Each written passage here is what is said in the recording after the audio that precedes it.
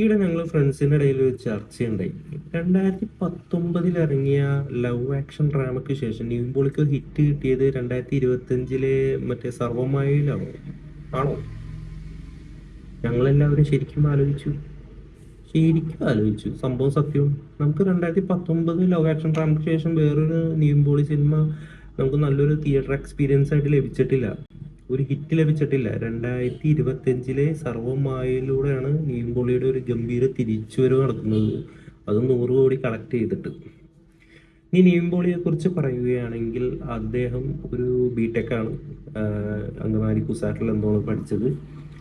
ആ ടൈമിൽ അദ്ദേഹം ഒരു ആൽബം ചെയ്തിട്ടുണ്ട്. ഓർമ്മകളിൽ എന്താണ് പേര്. അതിൽ നമുക്ക് യൂട്യൂബിലൊക്കെ അവൈലബിൾ ആണ്. ഒലീവ് എന്ന് പറഞ്ഞ ഒരു ടീമാണ് അതിന്റെ മ്യൂസിക് ഒക്കെ ചെയ്തിരിക്കുന്നത്. ഗംഭീര സോങ് ഒക്കെയാണ്. നിവിൻ ആദ്യത്തെ അഭിനയമൊക്കെ അതിലാണ്. അപ്പൊ കയ്യിൽ മരുന്നുണ്ടെന്ന് തെളിയിക്കുന്നതായിരുന്നു ആ ആൽബം.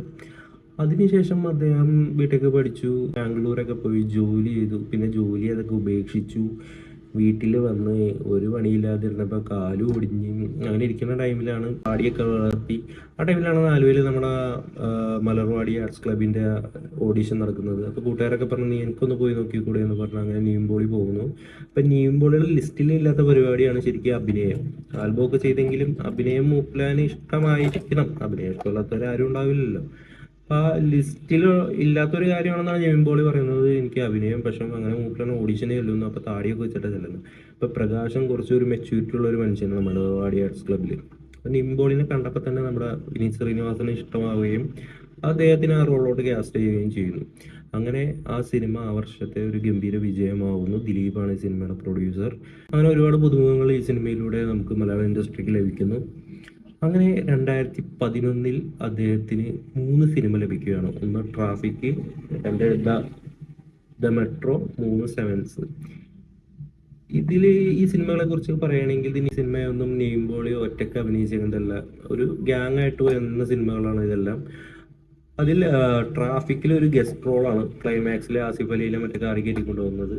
അത് മാത്രം ഒരു ഗംഭീര വിജയമായിരുന്നു. പക്ഷേ ദ മെട്രോ, ബിപിൻ പ്രഭാകർ സംവിധാനം ചെയ്ത മെട്രോ ഒരു ഡിസാസ്റ്റർ ആയിരുന്നു. സെവൻസ് ജോഷിയായിരുന്നു സംവിധാനം. അതിലും ഒരു മെച്യൂരിറ്റി ഉള്ള റോളായിട്ടാണ് അത് ഒരു ആവറേജിൽ ഒതുങ്ങി. അങ്ങനെ അദ്ദേഹം മലയാള സിനിമയിൽ എല്ലാവർക്കും ഇഷ്ടപ്പെട്ട ഒരു നടനായി മാറുകയാണ്. അങ്ങനെ 2012 അദ്ദേഹം ചെയ്യുന്നത് 6 സിനിമകളാണ്. ഇപ്പൊ നമ്മുടെ ടോവിനോ ഒക്കെ ചെയ്തുകൊണ്ടിരുന്ന പോലെ, അല്ലെങ്കിൽ ധ്യാൻ ശ്രീനിവാസനൊക്കെ ചെയ്ത പോലെ 2012 അദ്ദേഹം 6 സിനിമ ചെയ്യണം. 1 സ്പാനിഷ് മസാല, 2 തട്ടത്തിമറയത്ത്, 3 ഭൂപടത്തിലില്ലാത്തൊരിടം, 4 പുതിയ തീരങ്ങൾ, 5 ചാപ്റ്റേഴ്സ്, 6 ഡാത്തടിയ. അതിൽ സ്പാനിഷ് മസാല ലാൽ ജോസിന്റെ സിനിമയാണ്. അതിനകത്ത് ക്യാമിയോ ആയിട്ടാണ് വരുന്നത്. അതൊരു ആവറേജിൽ ഒതുങ്ങി. 2 തട്ടത്തിമറയത്താണ് സിനിമ.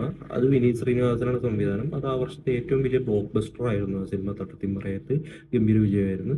അതിനുശേഷം ഇറങ്ങി ഭൂപടത്തിലില്ലാത്തൊരിടം ഒരു ഡിസാസ്റ്റർ ആയിരുന്നു. പിന്നെ പുതിയ തീരങ്ങൾ എന്ന് പറഞ്ഞ സിനിമ വന്നു, അതും ഡിസാസ്റ്ററായി. 5ാമത് ചാപ്റ്റേഴ്സ് വന്നു, അതും ഡിസാസ്റ്റർ. അങ്ങനെ ഒന്ന് മാറ്റി പിടിച്ച മുക്കിലാണ് ഡാത്തടിയ എന്ന് പറയുന്ന സിനിമയിൽ ആഷിഖ് കപൂർ സംവിധാനം ചെയ്ത ഡാത്തടിയ എന്ന സിനിമയിൽ അദ്ദേഹം വില്ലനായിട്ട് അഭിനയിച്ച് അതൊരു വലിയ വിജയമായി, ഒരു ഗംഭീര വിജയമായി. നമുക്ക് ഇതും പറ്റുമെന്ന് അദ്ദേഹം തെളിയിച്ചു. വില്ലനായിട്ട് അഭിനയിക്കാൻ അറിയാമെന്നും അദ്ദേഹം തെളിയിച്ചു.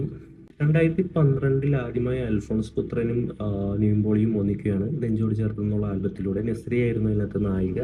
ആ ആൽബം വലിയൊരു ഗംഭീര വിജയം തന്നെ നേടിക്കൊടുക്കുന്നു. അതിനുശേഷം 2013 5 സിനിമകൾ നിവിൻ ചെയ്യുന്നു. 1 നേരം, 2 മൈറ്റ് ഫാൻ രാമു, 3 ഇംഗ്ലീഷ്, 4 5 സുന്ദരികൾ, 6 അരികിൽ ഒരാൾ. ഇതിൽ നേരം ഒരു ഹിറ്റ് സിനിമയാകുന്നു. അങ്ങനെ അൽഫോൺസ് പുത്രൻ നിവിൻ കോംബോ എല്ലാവർക്കും ഇഷ്ടമാവുന്നു. അതിനുശേഷം മൈ ഫാൻ രാമു എന്ന സിനിമയിൽ ഒരു ക്യാമിയോ റോൾ ചെയ്യുന്നു. അത് നിഖിൽ കെ മേനോനാണ് സംവിധാനം. അതൊരു ഫ്ലോപ്പ് സിനിമയാവുന്നു. ശേഷം ശ്യാമപ്രസാദിന്റെ ഒപ്പം ആദ്യത്തെ സിനിമ ഇംഗ്ലീഷ് എന്ന് പറയുന്ന സിനിമ ചെയ്യുന്നു. അതൊരു ആവറേജിൽ ഒതുങ്ങുന്നു. 5 സുന്ദരികൾ ഒരു ഹിറ്റ് സിനിമയായിരുന്നു. പിന്നെ അരികിൽ ഒരാൾ എന്ന് പറയുന്ന സുനിൽ ബ്രാൻഡ് സംവിധാനം ചെയ്ത സിനിമ അതൊരു ഗംഭീര ഫ്ലോപ്പായിരിക്കുന്നു. അതിനുശേഷം 2014 അദ്ദേഹം 3 സിനിമകൾ ചെയ്യുകയാണ്. 1983 ഓം ശാന്തി ഓശാന, ബാംഗ്ലൂർ ഡേയ്സ്, വിക്രമാദിത്യൻ. അത് അദ്ദേഹത്തിന് 2014 ഒരു ഗംഭീര വർഷം തന്നെയാണ്. കാരണം ഇതിൽ 4 സിനിമകളും വലിയ വിജയമാണ്. അതിൽ 1983 സ്റ്റേറ്റ് അവാർഡും അദ്ദേഹത്തിന് ലഭിക്കുകയുണ്ടായി. 1983 സംവിധാനം ചെയ്തത് ബ്രിഡ് ഷൈനാണ്. ഓം ശാന്തി ഓശാന സംവിധാനം ചെയ്തത് ജൂഡ് ആന്റണി ജോസഫ്. അതിനുശേഷം ബാംഗ്ലൂർ ഡേയ്സ് അത് അഞ്ജലി മേനോനാണ് സംവിധാനം ചെയ്യുന്നത്. വിക്രമാദിത്യയിൽ അദ്ദേഹം ഒരു ഗസ്റ്റ് റോളാണ് ചെയ്യുന്നത്. അതും ഒരു ഗംഭീര വേഷമായിരുന്നു. അത് വലിയൊരു വിജയമായിരുന്നു. അതിനുശേഷം 2015 അദ്ദേഹത്തിന്റെ 4 സിനിമകളാണ് ഇറങ്ങുന്നത്. മിലി, ഒരു വടക്കൻ സെൽഫി, ഇവിടെ, പ്രേമം. അതിൽ രാജേഷ് പിള്ള സംവിധാനം ചെയ്ത മിലി ഒരു ഹിറ്റ് സിനിമയാണ്. രണ്ടാമത് ഒരു വടക്കൻ സെൽഫി, അത് ജി പ്രജിത്താണ് സംവിധാനം.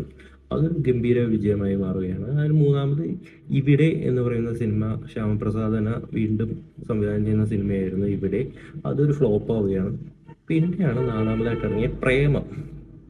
അത് മറ്റേ സെൻസർ കോപ്പി റിലീസായി ഇറങ്ങിയ ബ്ലോക്ക് ബസ്റ്റർ, ഏറ്റവും കൂടുതൽ കളക്ഷൻ വരുന്ന സിനിമകളിൽ ഒന്നായി മാറേണ്ട സിനിമയായിരുന്നു പ്രേമം. പക്ഷേ നിർഭാഗ്യവശാൽ അതിന് സെൻസർ കോപ്പി ലീക്കാവുകയും സിനിമ ആദ്യത്തെ ഒരു 10-30 ദിവസം കിട്ടിയ ഒരു എനർജി ആ സിനിമയുടെ പിന്നീട് നഷ്ടമാവുകയും ചെയ്യുകയായിരുന്നു. പക്ഷെ അത് 50 കോടിക്ക് മുകളിൽ കളക്ട് ചെയ്ത ഒരു സിനിമ കൂടിയായിരുന്നു. 100 കോടി ആദ്യമായിട്ട് അടിക്കേണ്ട സിനിമ അതായിരുന്നു ശരിക്കും, അതിൻ്റെ സെൻസർ കോപ്പി ലീക്കായില്ലായിരുന്നെങ്കിൽ. അതിനുശേഷം 2016 അദ്ദേഹത്തിൻ്റെതായിട്ട് ഇറങ്ങുന്നത് 3 സിനിമകളാണ്. ആക്ഷൻ ഹീറോ ബിജു, ജേക്കബിന്റെ സ്വർഗരാജ്യം, ആനന്ദ്. 2016 അദ്ദേഹത്തിന് ഒരു ഗംഭീര വർഷമായിരുന്നു. അദ്ദേഹം ആദ്യമായിട്ട് പ്രൊഡ്യൂസ് ചെയ്ത ആക്ഷൻ ഹീറോ ബിജു ഒരു ഗംഭീര വിജയമായിരുന്നു. ബ്രിഡ് ഷൈനാണ് അതിൻ്റെ സംവിധായകൻ. അതിനുശേഷം ജേക്കബിന്റെ സ്വർഗരാജ്യം വിനീത് ശ്രീനിവാസൻ സംവിധാനം ചെയ്ത് അഭിനയിക്കാനിരുന്ന സിനിമ തട്ടിപ്പറിച്ച് വാങ്ങിച്ചെടുത്ത് നിവിൻ അഭിനയിച്ച സിനിമയായിരുന്നു ജേക്കബിന്റെ സ്വർഗരാജ്യം. അതും ഒരു വലിയ വിജയമായിരുന്നു. മൂന്നാമത് ആനന്ദം എന്ന് പറയുന്ന സിനിമയിൽ ഒരു ഗസ്റ്റ് റോളായിട്ട് അഭിനയിക്കുന്നു. ഗണേഷ് രാജായിരുന്നു അതിൻ്റെ സംവിധാനം. അതും ഒരു വലിയ വിജയമായി മാറുന്നു. അതിനുശേഷം 2017 അദ്ദേഹത്തിന്റെ 3 സിനിമകൾ റിലീസാവുകയാണ്. 1 സഖാവ്, 2 നന്ദുപിള്ള നാട്ടിൽ ഒരു ഇടവേള, 3 റിച്ചി. അതിൽ സഖാവ് സിദ്ധാർത്ഥ് ശിവയാണ് സംവിധാനം ചെയ്യുന്നത്. അതൊരു ആവറേജിൽ ഒതുങ്ങി. നന്ദുകളുടെ നാട്ടിൽ ഒരു ഇടവേള, അത് അൽത്താഫ് സലീമായിരുന്നു. അതൊരു ഗംഭീര വിജയമായിരുന്നു. മൂന്നാമത് ഇറങ്ങിയത് റിച്ചി ആയിരുന്നു. തമിഴിലെ ആദ്യത്തെ സിനിമയായിരുന്നു നിവിൻ പോളിയുടേത്. പക്ഷെ അതൊരു കട്ട ഫ്ലോപ്പായിരുന്നു. ഗൗതം രാമചന്ദ്രനായിരുന്നു ആ സിനിമ സംവിധാനം ചെയ്തത്. പക്ഷെ 2018 അദ്ദേഹത്തിൻ്റെതായി റിലീസ് ചെയ്തത് 2 സിനിമയായിരുന്നു. 1 ഹേയ് ജൂഡും 2 കായംകുളം കൊച്ചുണ്ണിയും. അതിൽ ഹേയ് ജൂഡിൽ തൃഷ ആദ്യമായിട്ട് മലയാളത്തിൽ അഭിനയിക്കുന്ന സിനിമ കൂടിയായിരുന്നു. ശ്യാമപ്രസാദ് വീണ്ടും 3ാമത്തെ പ്രാവശ്യം ശ്യാമപ്രസാദും നിവിൻ പോളിയും കൂടി കൂടുന്ന സിനിമയായിരുന്നു. 3ഉം ഫ്ലോപ്പാണെന്ന് തന്നെ പറയാം. കാരണം ഈ സിനിമയും ഹേയ് ജൂഡും ഒരു ഫ്ലോപ്പായിരുന്നു. രണ്ടാമത് കായംകുളം കൊച്ചുണ്ണി, അതൊരു ഗംഭീര വിജയമായിരുന്നു. ബ്ലോക്ക് ബസ്റ്റർ ആയിരുന്നു. നമ്മുടെ ലാലേട്ടൻ ആ സിനിമയിൽ അഭിനയിച്ചിട്ടുണ്ടായിരുന്നു. ഒരു ഗംഭീര സിനിമ തന്നെയായിരുന്നു. അതിനുശേഷം 2019 അദ്ദേഹത്തിൻ്റെതായിട്ട് ഇറങ്ങിയ സിനിമകൾ 3 1 മിഖായിൽ, അനീഫ് അദേനിയുമായി ആദ്യമായിട്ട് ഒന്നിച്ച സിനിമ. 2ാമത് ലവ് ആക്ഷൻ ഡ്രാമ, ധ്യാൻ ശ്രീനിവാസനുമായിട്ട് ആദ്യമായിട്ട് ഒന്നിച്ച സിനിമ. 3ാമത് മൂത്തോന്റെ സംവിധാനം ആരായിരുന്നു? ഗീതു മോഹൻദാസ്. മൂത്തോൻ ന്യൂയോർക്ക് ഫിലിം ഫെസ്റ്റിവലിലൊക്കെ പ്രദർശിപ്പിക്കുകയുണ്ടായി. പക്ഷെ ആ സിനിമ ഒരു ഫ്ലോപ്പായിരുന്നു. പിന്നെ മിക്കായലും ഒരു ഫ്ലോപ്പായിരുന്നു. ഫ്ലോപ്പല്ല, ഒരു ആവറേജിൽ ഒതുങ്ങി.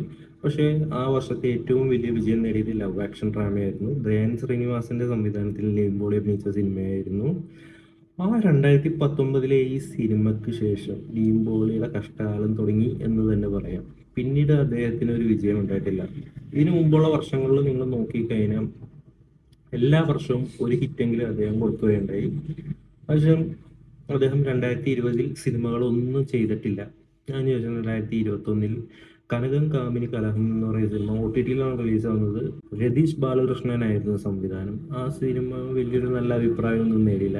2022 അദ്ദേഹത്തിൻ്റെതായ 3 സിനിമ വീണ്ടും ഇറങ്ങുകയാണ്. Mahaveeryar, Padavettu, Saturday night.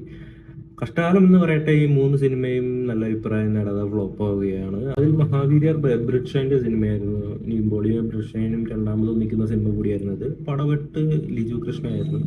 ശരി, ഈ പടവെട്ടാണ് ഈ നിവിൻ പോളിയുടെ കഷ്ടകാലം എന്ന് പറയുക. ഈ സിനിമയ്ക്ക് വേണ്ടി അത് തടിക്കുകയോ എന്തോ ചെയ്തിട്ടാണ് പിന്നെ സിനിമകളൊക്കെ വേറെ രീതിക്ക് പോയത്. ഒന്ന് അമീർ ഖാൻ അവൻ നോക്കിയതാണ്.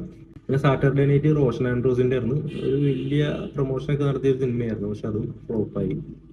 അതിനുശേഷം 2023 തുറമുഖവും രാമചന്ദ്ര ബോസും ഇറങ്ങി. തുറമുഖം നമ്മുടെ രാജീവ് രവിയുടെ സിനിമയായിരുന്നു. രാജീവ് രവി നിവിൻ പോളി ആദ്യമായിട്ട് ഒന്നിക്കുന്ന സിനിമയായിരുന്നു. അതും ഒരു കട്ട ഫ്ലോപ്പായിരുന്നു. ആ സിനിമ കുറേ നാൾ OTTയിലൊന്നും ഇല്ലാതെ ഈ അടുത്തം കണ്ട വന്നത്. അതിനുശേഷം രാമചന്ദ്ര ബോസ് അത് വലിയ പ്രതീക്ഷയോടുകൂടി വലിയ ഹൈപ്പിൽ വന്ന സിനിമയായിരുന്നു. മിക്കായലിന് ശേഷം അനീഫ് അദേനി നിവിൻ പോളി ഒന്നിക്കുന്ന സിനിമയായിരുന്നു. അത് OTTക്കാർ പോലും എടുത്തില്ല. അമ്മാതിരി ഫ്ലോപ്പായിരുന്നു. അതിനുശേഷം 2024 വർഷങ്ങൾക്ക് ശേഷം എന്ന് പറയുന്ന സിനിമയിലൂടെ നീമ്പോളി തടിച്ചിട്ട് തിരിച്ചു വരികയാണ്. വിനീത് ശ്രീനിവാസനാണ് ഇതിൻ്റെ സംവിധാനം. ഗസ്റ്റ് റോളായിരുന്നു, പക്ഷെ നല്ല വേഷമായിരുന്നു. നീമ്പോളി വന്ന ഭാഗങ്ങളൊക്കെ നല്ല രസമായിരുന്നു. സെക്കൻഡ് ഹാഫിൽ നീമ്പോളി വന്നില്ല, ആ പടം കട്ട ഫ്ലോപ്പായിരുന്നു. ഒരു എൻ്റർടൈൻമെൻറ്റ് രീതി നീമ്പോളി വന്നപ്പോഴായിരുന്നു, പക്ഷെ അത് ഫുൾ സ്ട്രെച്ച് നീമ്പോളിയുടെ സിനിമയല്ല. അതിനുശേഷം നീമ്പോളിയുടെ ഒരു വലിയ കമ്പാക്ക് എന്നൊക്കെ പറഞ്ഞ് ഇറക്കിയ സിനിമയായിരുന്നു മലയാളി ഫ്രം ഇന്ത്യ. ഡിജോ ജോസ് ആൻ്റണി ആയിരുന്നു. പക്ഷേ ആ സിനിമയിൽ വലിയൊരു ഫ്ലോപ്പായിരുന്നു. ധ്യാൻ ശ്രീനിവാസനായിരുന്നു നീമ്പോളിയുടെ ഒപ്പം ഉണ്ടായിരുന്നത്. ലിസ്റ്റിൻ സ്റ്റീഫൻ്റെ സിനിമ കൂടിയായിരുന്നു, പക്ഷേ ആ പടവും ഗംഭീര ഫ്ലോപ്പായിരുന്നു.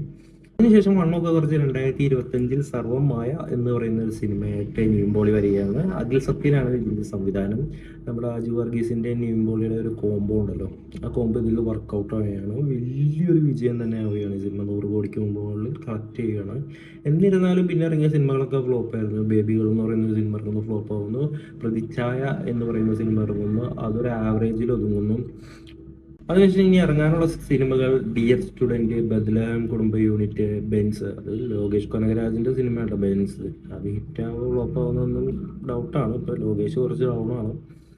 അതിനുശേഷം ഇപ്പോൾ വിജയം എന്ന് പറഞ്ഞ അൽഫോൺസ് പുത്രനായിട്ടൊരു സിനിമ ചെയ്യാൻ പോകുന്നു. അങ്ങനെ കുറേ സിനിമകൾ അദ്ദേഹത്തിൻ്റെ ലിസ്റ്റിലുണ്ട്. ഇനിയുള്ള സിനിമകളൊക്കെ ഗംഭീര വിജയമാവട്ടെ എന്ന് ആശംസിക്കുന്നു. അപ്പോൾ നീമ്പോളി വീണ്ടും വണ്ണമൊക്കെ കുറച്ചാണ് വിജയം എന്ന് പറയുന്ന സിനിമ ചെയ്യുന്നത്.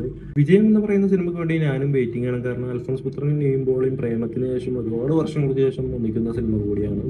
സിനിമ എങ്ങനെ വന്നാലും തിയേറ്ററിലെ ഒരു ഫസ്റ്റ് ഡേ സെക്കൻഡ് ഡേ നല്ലപോലെ കളക്ട് ചെയ്യാൻ പറ്റിയ ഒരു സിനിമയാണ്. അപ്പോൾ ആ സിനിമയ്ക്ക് നല്ലൊരു പോസിറ്റീവ് റിപ്പോർട്ടും കൂടി കൂട്ടിയ ഒരു ഗംഭീര വിജയം തന്നെയാവും. അതുപോലെ ഗിരീഷേരിയുടെ ബദ്ലഹം കുടുംബ യൂണിറ്റ്, അതും ഒരു ഗംഭീര വിജയം തന്നെ ആവട്ടെ. ഈ ഓണത്തിനാണ് റിലീസ്. അത് ഖലീഫക്കും അതുപോലെ അയാം ഗെയിമിനൊക്കെ ഒപ്പമാണ് റിലീസ്. ഈ സിനിമയും ഗംഭീര വിജയമായിട്ടാണെന്ന് ആശംസിക്കുന്നു. അപ്പം നീമ്പോളിയെ കുറിച്ച് പറയാനുള്ളത് ഇത്രയാണ്. അപ്പോൾ അടുത്ത വീഡിയോയിൽ കാണുന്നവരെ ബൈ.